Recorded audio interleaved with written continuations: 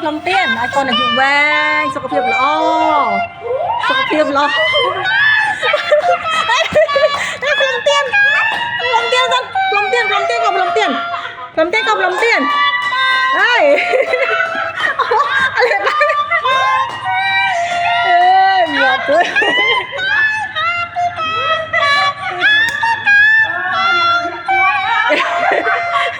plom tiên con plom tiên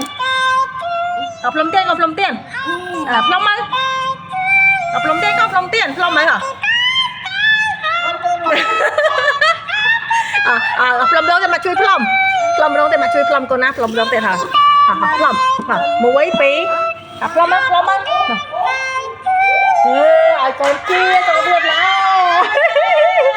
chạy đáy mũi con chạy đáy mũi ơi anh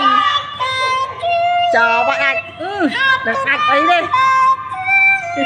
cái chia cái nữa ơi nãy gọi luôn xong rồi nhá